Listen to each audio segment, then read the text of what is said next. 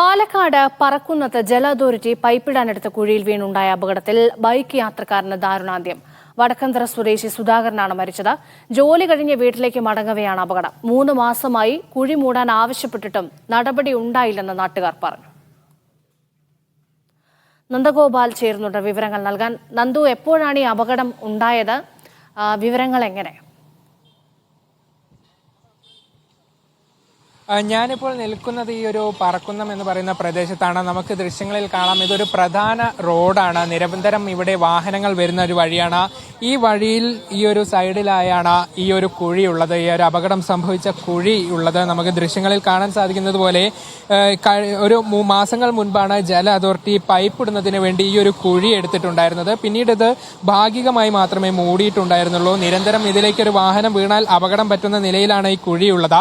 ഇന്നലെ വൈകിട്ട് 6 മണിയോടുകൂടി ജോലി കഴിഞ്ഞ് പോവുകയായിരുന്നു സുധാകരൻ. അദ്ദേഹം വരുന്ന വഴി ഈ കുഴിയിലേക്ക് അദ്ദേഹം സഞ്ചരിച്ച ഇരുചക്ര വാഹനം വീഴുകയായിരുന്നു. തെറിച്ചു വീണ സുധാകരന്റെ തലയ്ക്ക് പരിക്കേൽക്കുകയും പിന്നീട് അദ്ദേഹത്തെ തൃശൂർ മെഡിക്കൽ കോളേജിലേക്ക് ചികിത്സയ്ക്ക് കൊണ്ടുപോവുകയും ചെയ്തു. പക്ഷേ ജീവൻ രക്ഷിക്കാൻ സാധിച്ചില്ല. ഇതിൽ ഏറ്റവും പ്രധാനപ്പെട്ട കാര്യം ഇതൊരു ഉദ്യോഗസ്ഥരുടെ അനാസ്ഥയാണ് എന്നുള്ളതാണ്. പ്രത്യേകിച്ചും മാസങ്ങളായി ഈ ഒരു കുഴി മൂടണം എന്നുള്ള ഒരു ആവശ്യം നാട്ടുകാർ ഉൾപ്പെടെ ഉന്നയിക്കുന്നുണ്ട്. പക്ഷേ അധികൃതരുടെ ഭാഗത്തു നിന്നും അനുകൂലമായ ഒരു നടപടി പോലും ഉണ്ടായിട്ടില്ല.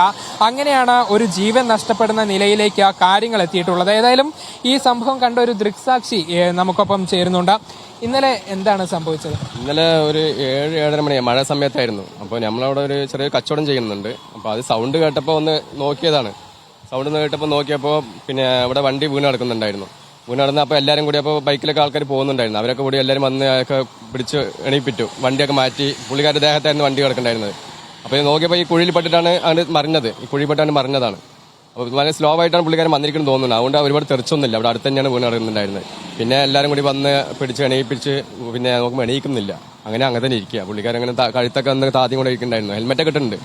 പിന്നെ ഒരു ഓട്ടോറിക്ഷ ആരെ കുടുംബക്കാരൻ ആരെ വിളിച്ചു തോന്നും ഫോണിൽ നിന്ന്.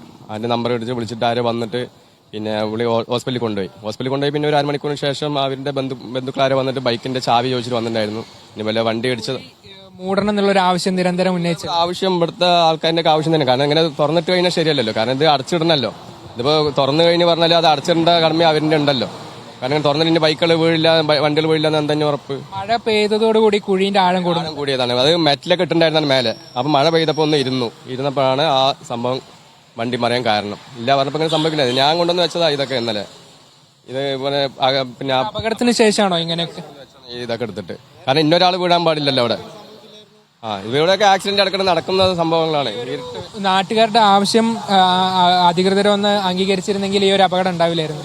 ഒരിക്കലും ഉണ്ടായില്ല. അത്തരത്തിലാണ് ഇപ്പോൾ ഈ കുഴി കുറച്ചൊക്കെ ഭാഗികമായി ഒന്ന് മൂടിയിട്ടുണ്ടായിരുന്നു. പക്ഷേ മഴ പെയ്തതിന്റെ പിന്നാലെ കുഴിയുടെ ആഴം കൂടുകയായിരുന്നു. അങ്ങനെ ഈ ഒരു അപകടം സംഭവിക്കുന്നതിലേക്ക് കാര്യങ്ങൾ പോവുകയാണ്. ഏതായാലും അധികൃതരുടെ ഭാഗത്തു നിന്നും ഉടൻ തന്നെ അടിയന്തരമായ ഒരു നടപടി ഉണ്ടാകുമെന്നുള്ളതാണ് പ്രതീക്ഷിക്കുന്നത്. അല്ലെങ്കിൽ നിരന്തരം വാഹനം വിടുന്ന ഇവിടെ വീണ്ടും അപകടം സംഭവിച്ചേക്കാം.